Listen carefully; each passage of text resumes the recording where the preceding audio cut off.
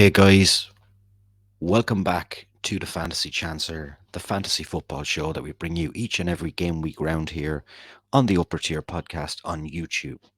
Well, usually every game week round. Last week, unfortunately, I was aware there was a game on Friday. I was busy. I was traveling to Dublin.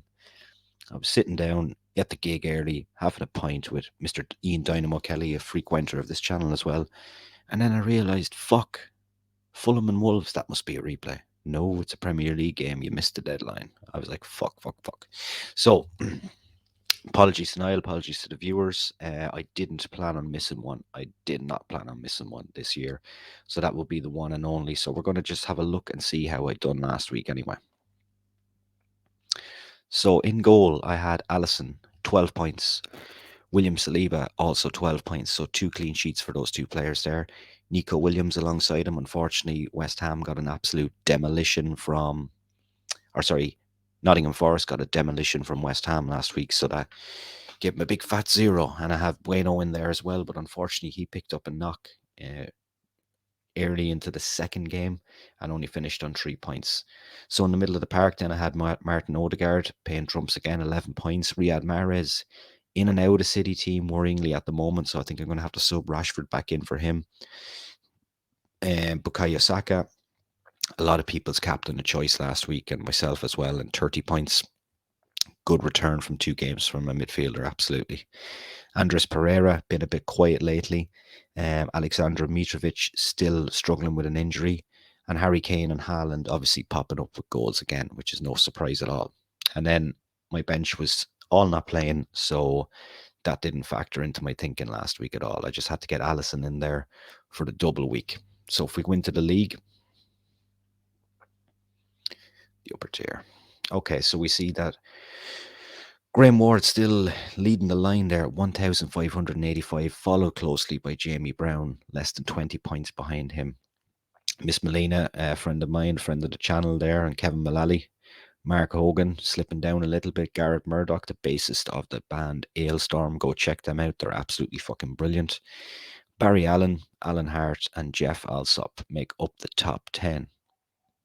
So if we scroll down to where I was, there's Darren there on 1452 and 16th, and I'm on 1413, not too far behind him in 22nd. I went down a couple of places. Obviously, a few people got into the hundreds there last week, such as David Maloney there in 108. So a lot of good game week rounds last week. I think a lot of people went for Saka, which was understandable with the game week and the form that he's been in. And we still have 42 players in the league, which is important that nobody has dropped out. Everyone's in this thing till the end. So what are we going to do this week? Well, let's have a look. So in goal, I am going with Sanchez, West Ham. Now, West Ham off the back of a good victory in the league, but they'll be disappointed in the way that they lost to Manchester United the other night, particularly being a goal up. So I went for Sanchez and Etstupan as well, and he's been absolutely phenomenal for Brighton. So I'm taking a gamble with 2 players from the one team, but hopefully it can pay off. Beside him then I have Nico Williams, Everton at home.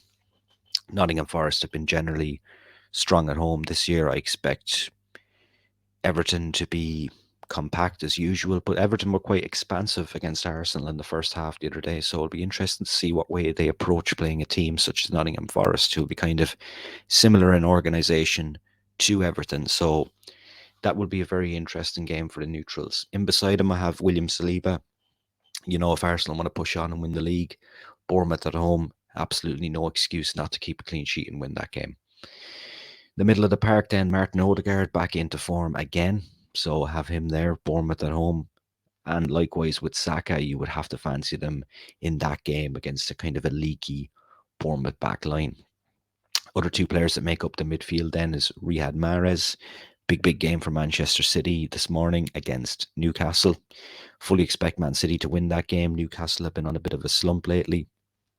And I would expect Man City to win and Arsenal to win and the gap to remain the same this weekend at least. So the other midfield player then I have is the player of the season at the moment, best player in the world at the moment. You'd have to say Marcus Rashford, absolutely on fire. And Eric Ten Hag has really invigorated something in Rashford, and it's nice to see. Up front, then I have went with Erling Haaland as captain. Gotta fancy him as captain nearly every game week round. It was just last week was a bit different because of the Saka double week. Harry Kane, you'd also fancy, particularly against Wolves, to score a goal. But then again, which Tottenham are going to show up? But I know if Tottenham do score, it's most likely going to be Harry Kane, and that's why he remains in my team.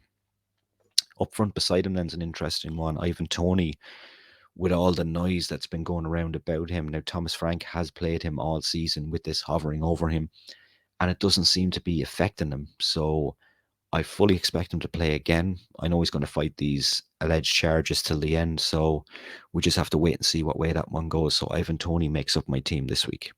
On the bench, then a few big calls here. Obviously, Allison. Don't fancy Liverpool to keep a clean sheet against Manchester United. I expect that game to be a high scoring draw, is what I predicted when I was in the chat on Thursday Tier Talk. And I still kind of stick by that. I'd say there'll be goals in that game. And I really don't think it's going to be a 0-0, but who knows? Andres Pereira, then, out of form at the moment on my bench. Sven Botman has been excellent, but I don't fancy Newcastle to keep a clean sheet this week against Manchester City. And then we have Bueno as well, who's actually injured. So we'll just have a look at him. Expected back the 1st of April. So he's out for about a month.